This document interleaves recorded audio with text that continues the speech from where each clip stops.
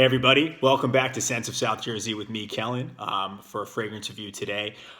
Today I'm going to do a different type of fragrance review. It's going to be a review on a new release. And anyone that watches this channel knows that the vast majority of the fragrances that I review are all old school classic scents because those are my favorite types. I picked this one. I actually just got it in. I've had it for about 3 days and I've worn it heavily just to be able to do the review for everybody because I think I'm the first one that's going to be able to review this fragrance because I'm pretty sure it's brand new, but it's from a house that I talked about a million times. It's from a house that makes one of, if not my favorite scent ever, aside from Aqua di Parma. And it's from a house that made one of the most quintessential classic masculine powerhouse fragrances. The house I'm talking about is Caesar's Man or Caesar's Palace, whatever you want to call it. And they just came out with a new release. And obviously I'm not going to talk about this one. I beat this one to death. But this scent came out this year and it is called Augustus. Augustus by Caesar. So what we'll do is, typical fashion in my fragrance review, we'll take a look at the fragrance's presentation in the box and bottle. We'll look at the notes. I'll talk about its performance, and then I'll give it my thoughts and overall rating and review. So let's start off with the presentation. We'll take a look at the box here. You can see it is a kind of silver gunmetal, and you can see the Roman leaf that typically that's crowns on the Caesar's head, wraps all the way around the body here. On the top of the box, you got the Caesar emblem, without the detail that the original bottle has. As you can see how that one's a little bit more detailed. This is the old school, the new version of it, and it's not as detailed. On the front here, you got a Roman column. It says Augustus, and then Caesar's here. On the bottom, you have a barcode and your batch code right there. And then here it does say eau de toilette, and then the bottle is 100 ml, so it's 3.4 ounce too. On the sides, you just got that leaf that wraps around the top and bottom. On the back, you got some brand information. On this side, same type of thing, just a wraparound column display, and then a sticker there that says Caesar's, and then again on the top you have that emblem too. So box in transit came damaged. You can see, unfortunately, it kind of got banged up there. I just got this in. Let's open it up. Open it up here. It's got this flap you can open. Take a look at the bottle. The bottle's actually pretty cool. At first, it reminded me of the English laundry fragrances because it's got that kind of like horizontal cap. So it's transparent. You can see through. The juice is clear. What it looks like to me is like a Roman column. You got the marble looking top here. You got this gold platform where the cap stays on. You have these gold circles here on the side. And it is plastic, but it does look marble here. You can see that. You can see the detail there.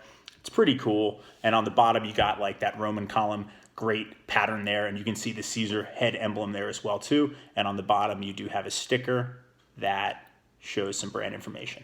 So we'll take that off. Cap fits on snug. It kind of clicks into place. So you can hold it by that. Underneath there, you can see kind of a cheap cap, but that's okay. Gold atomizer. Let's take a look at the distribution. I had the dry down on my top of my hand, so we'll spray this here. Pretty weak atomizer. Not the best spray. It comes out like quick puffs, but does the job. So the notes, again, this is not on Fragrantica. This is taken right off the Macy's website because that's where I bought it. It is available on Macy's website. Never seen it before, but I searched it and it came up here when I was looking for vintage regular Caesar's Man. So the top notes, you have orange peel, you have a crisp green apple, raspberry leaf, excuse me. That's what it's, raspberry leaf. I've never heard of that before. In the middle, you have geranium, cypress, and lavender. And then in the base, you have patchouli, suede, and tonka bean. So the notes that come off that are more prevalent to me, I would say in the opening, you definitely get that citrus, that orange peel, and the apple for sure. I don't really get too much lavender, geranium, or cypress. Really, the heart isn't really there. To me, it's like it's got its opening, and then it's dry down.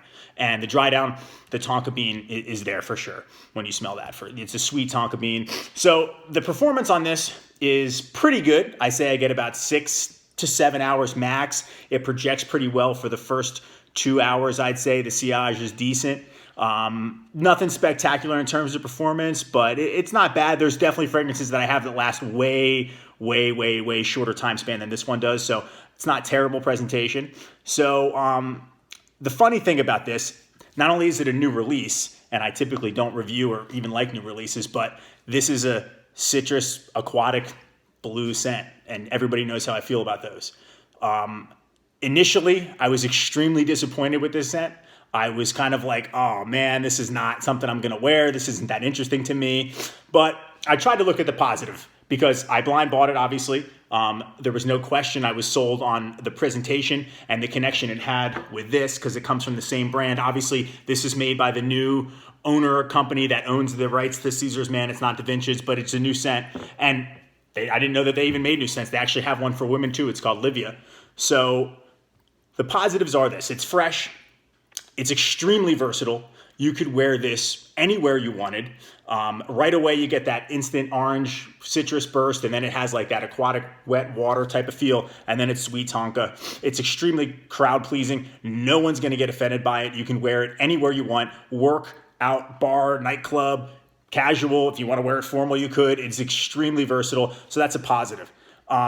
It's boring, in my opinion, because it smells like so many other things. Like if you went to Macy's or any of the rack stores and smelled all the, random colognes, they all kind of have that tonka. The tonka, to me, is what I think is the most common scent ever in terms of that sweet dry down. But the thing is I don't really have a fragrance like this. So it's nice to have a freshie that I don't have to think about. I can just put on and I can wear at any point in time. I think I was sold on the connection and the presentation, not only to the brand Caesar's, but history. Everyone knows I like history. I really enjoy that. Got the Roman Empire behind me there. So it's something that I thought was cool. It is, you age-wise, I would say 20s and up can wear this. It's extremely versatile. So I think that is probably a positive that really helps me want to keep this fragrance, and you can wear it all season long. I think it performed best in the cool to warmer, so like spring, summer would be where I would wear this the most, but you could wear it in the fall and winter too. It wouldn't matter. So I think that this is a scent that you can't go wrong with if you're new to fragrances and you're not sure and you don't want to get anything that may be offensive. Pick this one out. Not going to offend anybody. You can spray as many sprays as you want. It's not going to offend anybody, and it lasts a decent enough time to where it's relatively quality scent too. So this scent here, my overall rating for this, like I said, I told you guys what made me buy this scent. It's definitely different from what I like. Does it match up to this in any way? Absolutely not. This blows it out of the water. And it makes me want to make sure I go buy another bottle of this somewhere on eBay because of how much I love this. But since I don't have a lot of scents like this, it can't hurt. So let's talk about rating Augustus. Augustus, as you guys know, was Rome's first emperor. He came after Julius Caesar. So we'll talk about his presentation. If I didn't get a damaged box, I think I would like it a little bit more, but I like the bottle. So we'll talk about the box is kind of lame, but the bottle's pretty cool. I think it would look cool as a display bottle on any type of tray or countertop. So we'll give it an 8 for the presentation. I do like the top. The atomizer is kind of junky. Performance-wise, we're gonna give it a 7 because it's okay, but didn't blow me out of the water. For the smell, not sure. I'm torn in that respect because of not really my style of scent, but at the same time, it doesn't smell bad, but it's so crowd pleasing and boring. So I'm gonna give this a 6. I think I'm gonna give it a 6. So, is Augustus the fragrance that's gonna restore Rome to its former glory? This is not it. This is not it. I don't think so. So my overall rating for Augustus by Caesar's is gonna be a 6 out of 10. It's not bad, but it's not great. And it definitely is not this. So anyway, guys, 6 out of 10. You can't go wrong if you buy it. I'm going to keep it. I'm going to wear it, but I don't love it. So, but I'm happy to do a new release video. I had never done one before. It's always been fragrances that are from, decades before my time that I just enjoy. But this was nice to do that. And I think I may potentially be the first one to review Augustus by Caesar. So anyway, guys, thank you so much for watching. Take care. Goodbye for now.